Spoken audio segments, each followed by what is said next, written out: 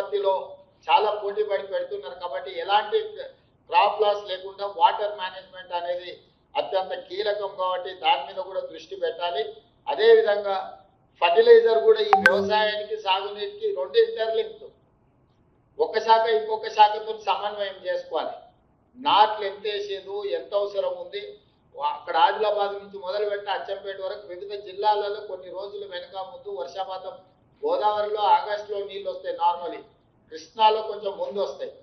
కానీ దాని ప్రకారం వ్యవసాయం కూడా జరిగితే యూరియా కూడా ఏ రకంగా తీసుకోవాలో ఈ నీళ్లను అంచనా వేసుకుంటూ వర్షాలను దృష్టిలో పెట్టుకొని కంప్లీట్గా వాటర్ మేనేజ్మెంట్ చేసుకుంటూ ఈ వ్యవసాయానికి తగ్గట్టుగా ఈరోజు మనము ఎరువులను కూడా రైతులకు అందుబాటులోకి తీసుకురావాలి.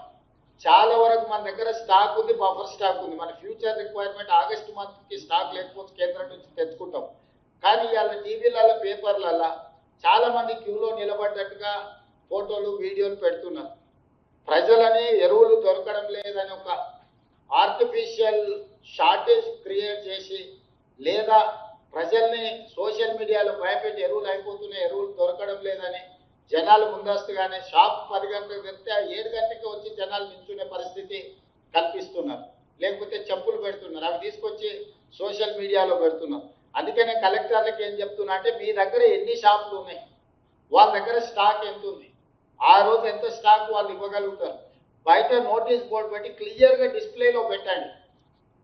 మీరు స్టాక్ ఎంత ఉందో ఆ స్టాక్ వాళ్ళతో పెట్టించండి. బయట ఖచ్చితంగా వాళ్ళు స్టాక్ ఎంత ఉంది, ఎంత అవైలబుల్ ఉంది, ఎవరు ఏం పరిస్థితి ఉన్నది, ఏమి ఇస్తారు అనేది ఈ ఎరువుల డీలర్లతో ఖచ్చితంగా బయట పెట్టించండి. మీరు ప్రతి ఎరువుల షాప్ దగ్గర ఓ 2 పోలీసులను అదేవిధంగా రెవెన్యూ సిబ్బందిని పెట్టండి స్ట్రీమ్ లైన్ చేయడానికి. దాంతో నమ్మకం వస్తుంది. మీరు ఎవరు భయపడాల్సిన పని లేదు. స్టాక్ ఉన్నది, ప్రభుత్వం ఇస్తుంది, ఇప్పిస్తుంది. మీరెవరు దీంట్లో భయపడాల్సిన అవసరం లేదు అనేది క్లియర్గా వాళ్ళకి చెప్పాలి.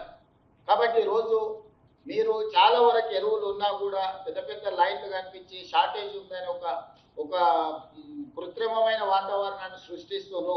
దాని కలెక్టర్లు అప్రమత్తంగా ఎదుర్కోవాలి. మీ ప్రాంతంలో ఉన్న మీ కలెక్టర్ పరిధిలో ఎన్ని షాపులు ఉన్నాయి, ఎక్కడ ఉన్నాయి, దాని యజమానులు ఎవరు, వాళ్ళ ఫోన్ నెంబర్లు ఏంటి, అక్కడ ఉన్న స్టాక్ ఏంటి, మొత్తం మీ దగ్గర ఆన్లైన్లో ఉండాలి. అక్కడ బయట వాళ్ళకు బోర్డు పెట్టి బోర్డులో వాళ్ళతోని రాపించి ఇంత స్టాక్ ఉంది మేము ఇస్తామని చెప్పి మీరు మొత్తం డిస్ప్లే పెట్టి ప్రజలకు అందుబాటులో పెట్టాలి. దాంతో ఏంటంటే ఎవరైనా అబద్ధాలు ప్రచారం చేయదలుచుకున్న బోర్డు ఉంటే అది జనాలకు అర్థమవుద్ది. ఓ ఇక యూరియా ఉన్నది లేకపోతే ఇతర ఎరువులు ఉన్నాయి, సమస్య లేదు, మేము స్టాక్ ఎప్పుడు వచ్చినా తీసుకోవచ్చు అని.